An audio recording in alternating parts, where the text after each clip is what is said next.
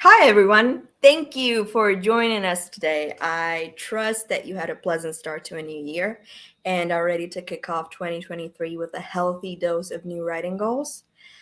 Today, I am joined by a friend, a fellow author, blogger, and a journalist, Miss Mia Lee. Welcome, Mia. Hello. Hi, ma'am. How are you? I mean, long time no see. I know, right? It's been a hot minute. I'm doing good, doing swell, but how are you? I'm very well. No, listen, I missed you. I miss you too. I'm, I wish you were I'm here so I could like hug you and be like, "Hey girl, hey." Great to see you. absolutely. We need to catch up. But No, we do. first and foremost, I wanted to thank you so much for being here. Of course. Now, Mia, you Happy wrote a to. beautiful book with us back in 2020 about navigating Yes. the creative industry. Yes. Can you tell us more about it? I mean, I know what it's about. I read it, but you know.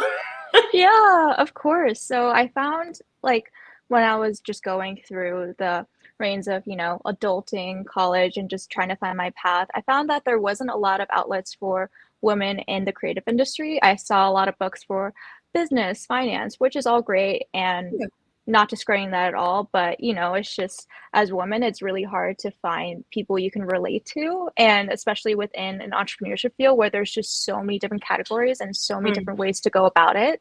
I mean, it's honestly kind of the why I wrote that book in particular, but I also was going through like a hard time as well during that time. mhm. So it kind of both hand in hand was able to help people, but then also heal as well.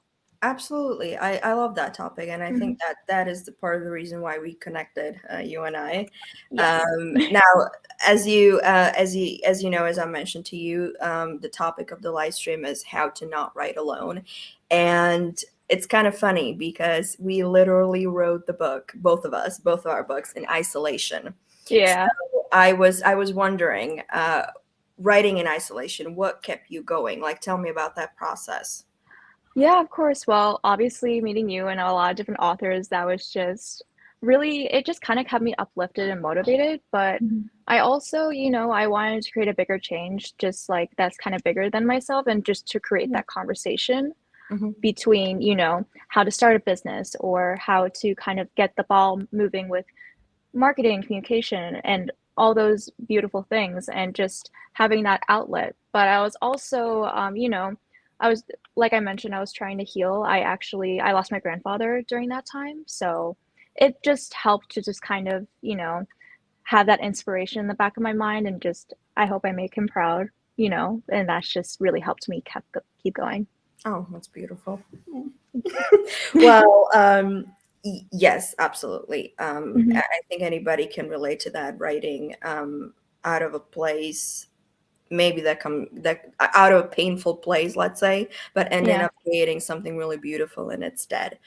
This is an interesting topic for me too. I think for everybody who's a writer, especially because when we say the word writing, it automatically implies that we're supposed to be doing it alone. So I was wondering, why do you think personally that writing alone is a bad idea, and we should look for someone to be our friend during that time? Yes. So, the media and the internet, Netflix, they're all great resources, but their procrastination, like that is real because if you're by yourself like 90% of the time, Yeah. then sometime and you don't have that accountability partner or team, Hmm. then sometimes that can get lost and you're like, "Oh my God, I'm in season 3 of Grey's Anatomy on episode whatever, and I'm supposed to be writing." Yeah. So, I think it's, like, great just so then you can stay accountable. Even if you meet, like, once a month or just, like, biweekly, it just makes such a difference just so then you can stay accountable within your goals, and then you also have someone saying like, "Hey, you gotta do this or you gotta change this," just and also get a different perspective as well. Right. I'm curious because obviously you are very young, bless your heart. Was this idea when you came into the system, into the ecosystem of Nudie Group Press and now manuscripts? You obviously were introduced into this community, as was I. Was this something new? Was this a novel idea? Like, were you freaked out by, oh, I'll have to write with people? keeping me accountable. And actually, was this completely new to you or? Not too much. I studied entrepreneurship a few years ago, so that actually it kind of took some of those skills and I was able to translate it. But I did learn a lot during that process just because, and honestly, like with the program too, it was honestly such a blessing because even though we were in isolation, we were all going through it together, and it was just really nice to have people to relate to within that. Oh yeah, absolutely. Because writing is, or that's the general belief that writing is supposed to be a solitary exercise, and Mhm. we sort of like doubled down on it. We were writers, we were writing a book, but also the entire world shut down. It was it was like a Yeah, oh my double, God. the isolation. Yes. So I in that spirit, in what ways did the community help you finish your book, like get you through it? Honestly, just being able to just shout each other out, to support one another. I'm a big like believer in being a cheerleader for others because honestly, I tell all my friends, my family and colleagues, I'm like, if you're ever feeling low, just call me up because I will hype you up to another level so where you feel good. And I love making people feel good and vice versa. So Yeah. Was I your only pen pal during that time? Because we were texting a lot. We were I've had texting a a lot. few, but we clicked a little bit more. So I was like, I don't know, but honestly, it was great because it was just nice to have like a friend and then also someone who is an author too. Yeah, absolutely. Ditto. Um, Now, Mia, you are quite a prolific writer. I know you shifted careers a little bit, but writing is still very prevalent, or it used to be at least in your life. Hmm. So you're a blogger, you were a journalist. That was sort of your start to your career. Yes. And I was wondering, as someone who also writes a lot, were you blogging while writing the book? And would you recommend writing other stuff while you focus on such a big project? Like, is it more of a Uh, distraction in a good way or a bad way? Is what I'm asking. so from my perspective, it's all about balance. I Mhm. actually, I was grieving and I also with that grief, I took on a lot of projects. So I just think about it's just like listening to yourself and just saying if this is too much because sometimes you want to do everything. You want to airdrop yourself to different places. You Yeah. want to just like have Mhm. grow 8 arms and do everything, but Yeah. you can't really do that. So it's just about finding that balance. But I'm glad I learned that, during that time because I realized I was like, hey, like I need to just take a second for myself so Mhm. that I can produce really good content. And I always say like quality over quantity. So Mhm. that's the biggest thing I took away from that. Oh yeah, quality over quantity for sure. So Hmm. don't push it, is what I'm hearing. Yeah, because I was the type where I was like, go, go, go, but I never really like took the time to just like breathe and to grieve. So that Mhm. just played part. But I did and that was like the right decision for me at the time just because wanted to use like that energy into something amazing and And you writing did was that. just an outlet. Yeah, and Yeah. you did just that. No, I mean, listen, I'm a huge fan. You already know that. So Ditto I was girl, one. ditto. Oh, so I was one. This interview is just the two of us patting each other on the back for being really good Just the writers. two of us. We can make These interviews, when I'm interviewing people who I actually love in real life, it is so hard not to give compliments constantly. Like it gets really personal. So, yeah, just a heads up to everybody watching now and in the future. All right, yeah. Mia. So you created a beautiful community. Obviously, you had an audience before because you were a blogger, quite a successful one, right? Let it marinate. Is that the one? Yeah, so it's kind of funny how that played out because I was talking to my mom and we were like stressed about different things and I forget what it was specifically we were stressed out, but I was just like, let's marinate on that. Let's just take a moment, let's think, let's Yeah. sit. And then it kind of hit me and my mom was just like, Mia, that's actually a really good blog title. Yeah. So I ended up just creating that. I took a little bit of a break for a while just to kind of recenter, like get all my ducks in a row, if you will. But Mhm. now I'm restarting that again, so that'll be really nice. and I'm excited. Yeah, absolutely.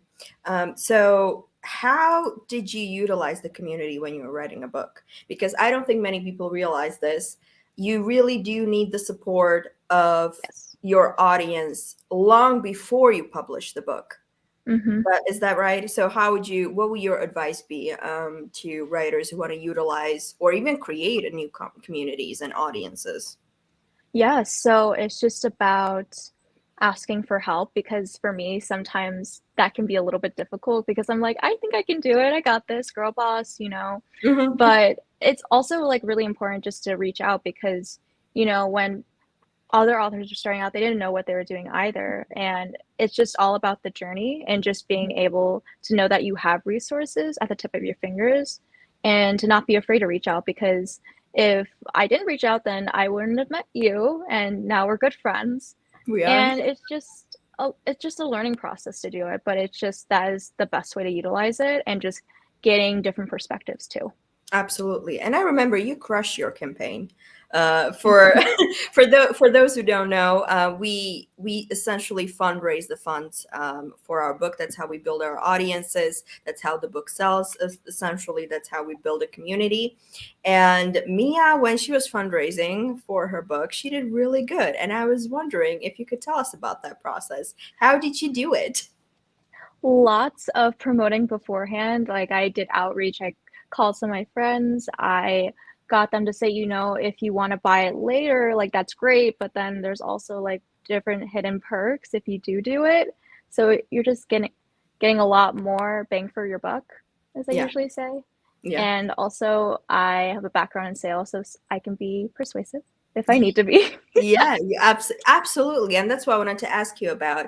As a marketing strategist, do you think that the word of mouth is still the most effective marketing tool there is? Or do you think that something maybe supersedes that now? Yeah, so I definitely think the word of mouth, I think that is translated into the different channels because I think Mhm. it is powerful, but social media has taken the world by storm. Like TikTok, I could spend hours on there scrolling. It's addicting. And, It is. Instagram, but just being able to just like put in that effort or even ask for help too, because sometimes, it's better to get a different perspective and for that person to see what you didn't see before, Mhm, mhm. and that helped a lot with me and just being able to learn from that experience. Right.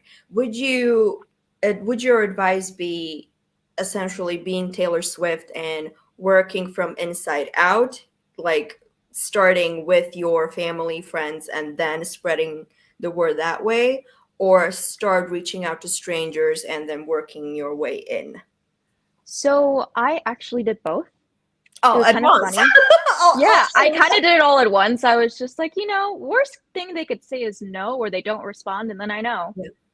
So I did that. I did that a lot for my interviews, and trust me, I was scared. I was like, "Oh my God, I'm reaching out to these people. I have no idea if they're Yeah. gonna think like this is a scam. I promise it isn't." Yeah. And because like you get all these like spam texts and Mhm. these spam messages, and I'm like, "Okay, I'm definitely not gonna do that." So, Yeah, and then you just delete obviously. it. But, most of the people that I reached out to were very responsive, Mhm. and it honestly gave me a lot of confidence as a writer just to be able to advocate for myself and then help Mhm. other people advocate for themselves as well. Yeah, absolutely. So to avoid sounding like a creep, for the lack of a better word, on Instagram, because you're absolutely right. It's a delicate balance. You really have to be Yes. careful. Would you share the strategy or even like the messages, the structure of the message that you send on social media to like come off as legit? Yeah, so I interviewed a lot of different founders at the time, like fewer friends and few people I just literally did not even know. So I actually, to show support, I actually like bought and tried their products Hmm. because I just think that like speaks volumes and then you can actually have something to talk about. And I love trying new things. So that's just kind of how you can break that like Right. awkward conversations like, hey, I was wondering if I could interview you or for you to buy my book. Right. So you're saying showing interest in them as people and in their Yes. work goes a long way, essentially. Yes. Right. That's So exactly it. so know your stuff essentially is what you're saying. Know who you're reaching out to. Yes. And I even, like, sent pictures of, like, me holding the product. I was like, "I tried it for X amount of time," and, I was wondering, as a female entrepreneur, like, would you be willing to talk about it and just your process because your product is amazing, and I really liked this detail, and, just being able to test. I'm a big believer in, like, testing products because Mhm. how are you supposed to know, like, who you're talking to in the company if you don't actually, like, test and go through Absolutely. that customer point of view. Absolutely. So essentially what you're saying is you guilt trip them. You bought their product and now you're demanding buy my book in return. I Oh, man. I'm kidding, of course. I'm No, kidding. I know. I'm just that was just funny. I didn't know what to say. I was like, No, I mean, listen. If I ever make you feel uncomfortable, just say so. It's "Oh it's my god, okay. We're friends no. No, here. no, no, no. I'm a big jokester." So Yeah, absolutely. All right, Mia. So, as I mentioned, you shifted careers a little bit. Now you're more into marketing, social media, and that kind of stuff. Mhm. But when you were a writer, when you were blogging, and now you're getting back to it. So, give our up and coming writers some good piece of advice. Anybody that could help them start or even continue or not give up, whatever stage they are in. What do you think is the universal advice? honestly, my thing is that first of all, first drafts are always gonna be like kind of like a weird feeling and just sometimes you might not feel it's like adequate because I felt like that a lot of the times when I was Mhm. blogging and writing, I was like, okay, this is literally terrible and I don't want to show anyone this. Yeah. But then it's just about getting the words on paper and Hmm. then being able to revise that and just put it out there because how are you supposed to know like if people are going to like your writing and like and how are you supposed to grow if you don't put your stuff out there? So that's like the biggest thing. Even if you get a gazillion no's and just people saying things or whatever, you just got to brush it aside and say, "Hey, this is what I'm doing. I'm living basically, I just hyped myself up in my head. I was like, I'm living my best life. I'm just gonna put that negativity of other people and things aside and doubts and just do it. And if Hmm. I fail, then I at least put myself out there and I know that I gave it my all and then I know what to do for next time. Oh yeah, absolutely. So I was wondering, and I know that this is a very specific question, so you can only answer it from a personal point of view. You can't Yeah, really generalize with this one. yeah. How did you personally distinguish between, oh, this is a valid opinion, I should listen to this, and maybe I should rethink this. Maybe this isn't what I should. This isn't who I should listen to during my writing journey. Yeah, so the biggest thing is just the thing is like people are always going to have an opinion no matter what you do, Yeah. but you just have to kind of just know that there's people in your corner that care about you. I Mhm. friends like us and like colleagues and family and loved ones. Like I basically like I value their opinion. So if they were saying like, "Hey Mia, like this is great," or "Hey, you need to change this," then I would take it seriously. But if it was someone that was like, you know, anonymous user XZ whatever, then I Mhm. would not, it's just distinguishing that and just knowing that the people that care about you and want you to do well are gonna give you their honest feedback respectfully. Who did you turn to personally for support? Okay, well, you for starters, I did because it was nice. Surprise. And honestly, it was like my family because my mom is like very. She would tell me if it was like good or I need to change it. So a lot of that, and honestly, even friends too that weren't writers, just because I want them to be interested as well and not falling asleep. Because that was my biggest fear. I'm like, I don't want people to fall asleep or be bored and be like, hey, like this sucks. But Like, that's like honestly, I think that's like one of my fears. But just putting those aside and just knowing that people have your best interest, and you just have to go to the people in your corner mhm. that really helps. Yeah, absolutely. Wow, actually, I was going to ask you something, but I'm going to put it up because we have a question for you in the Oh, audience. So, Samuel is asking, what do you write as a genre? Oh, I write more like nonfiction, self-help, self-advice, Hmm. motivational. That's Yeah, my, yeah, that's why she's here today. Absolutely, yes, to help you be motivated. Um, yes. well, I mean, I'm gonna build off of that. Would you Yeah. ever consider writing fiction, venturing off into the fiction world? Fiction. I was actually thinking about it. I have different ideas, like from being in sales and everything. I have Yeah. so many stories. Like my future kids will never be bored. And if they were, then I would fail as a parent, I like mean, a I didn't future want to parent, put you you on the know? spot and just say it, but yes, your life is certainly very colorful in the best way possible. In the best way possible. No, it is. And then when I graduated college, I was like, okay, I have absolutely no idea what I'm doing, and I'm adulting. And, I went into a very unconventional route, but it all worked out. So Yeah, it was absolutely. nice. Yeah. Absolutely. Well, Mia, in the spirit of to get back to the topic, in the Yes. spirit of not writing alone, you build a blog, very successful blog. So how did you do it? Give us step by step. Step by step. Well, first, I think it's just finding like the inspiration of the why, because the And the why is niche, what, I would say, pardon? right? The niche, you know. Yes, just the niche. I'm still like kind of tweaking little things here and there, Hmm. but it's just like knowing like why people want to read your blog, or, you know, who is your, like basically your inspiration and who you look up to. So I did a lot of research. I was looking at some of my favorite writers and my favorite bloggers and just different articles and magazines and stuff like that, and just kind of found my own voice. And that's just really important with when you are cultivating your own blog, you Hmm. know? Right.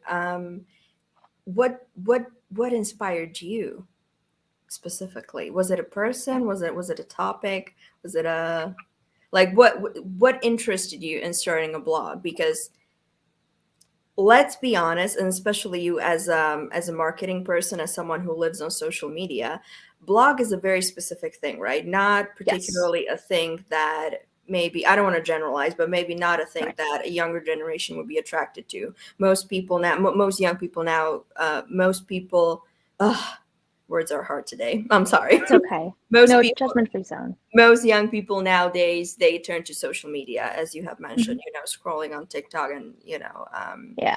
taking inspiration from that. So starting a blog, it's quite a venture. I know from personal experience. So what was the impetus for that? Honestly, for me, my family means the world to me, and like they really inspired me to just kind of like put myself out there.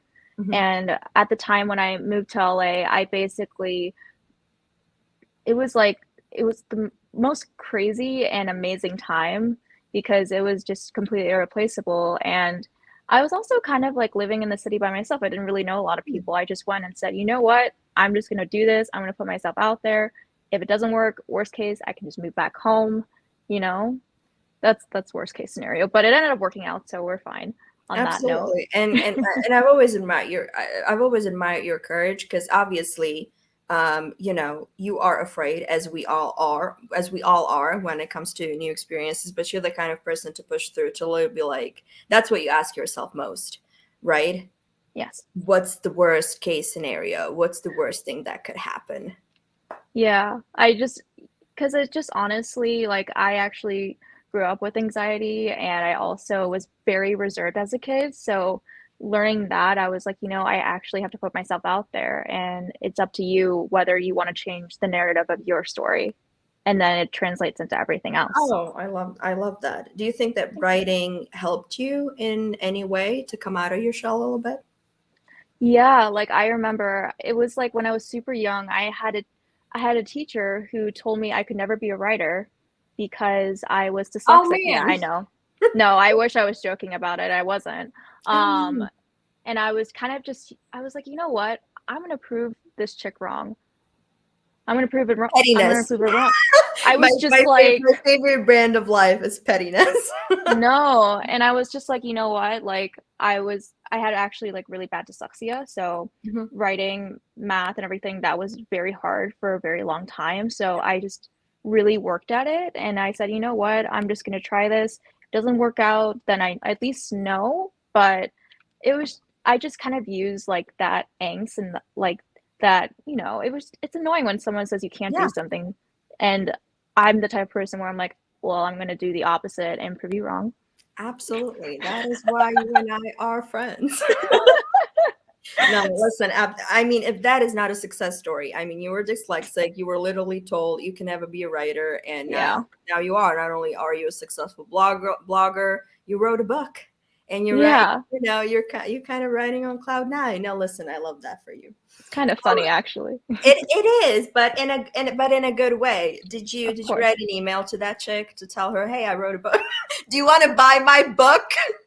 Oh my no. Oh my God. That would have been so funny, but I didn't do that. I mean, I Oh my would. God. That That's the first thing I would do. oh my Email her. God. Hey, I That's wrote a book. Do you want to buy it? do you want to buy it? Want to buy? Okay, thanks, bye. Oh my God, no, I love it. Well, Mia, we are nearing the end of the interview, but Samuel Okay. has one more question for you, and I think this is Okay. a really good one to end the interview in. So, who's your favorite author? Obviously, Ooh, I love Jenny Han. So love she her too. wrote I before the movies came out to All the Boys I've Loved Before, I read the whole book series Hmm. front to cover. It was just so beautifully written, and I love the fact that it was from an Asian American perspective because you don't see a lot of that, but like I think now the media is evolving where it's having different perspectives within that. So that's when I like felt like that comfort and I wanted to be a writer. That's like one of the biggest things that I could take away from that. Oh my God. Well, thank you so much, Mia. Of It's course. been a pleasure interviewing you. Thank Um, you. I mean, if I invite you again, will you please come? Will you be my friend? Yes, definitely. I'll be your friend. No, but yes, definitely. I would love to. Of Absolutely. Thank you so much for your kind words, and I will see course. you later for now. Bye bye. I'll see you later. Bye. Well, folks, this concludes the first live stream in January. Thank you, everybody who joined us. I just wanted to remind you that the submissions for our fiction imprint are still open. You can chat. You can check the description box down below, or use the form, the link that is linked in the comment section.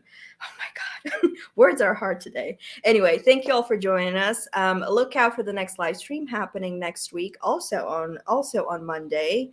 And yeah, for now, take care.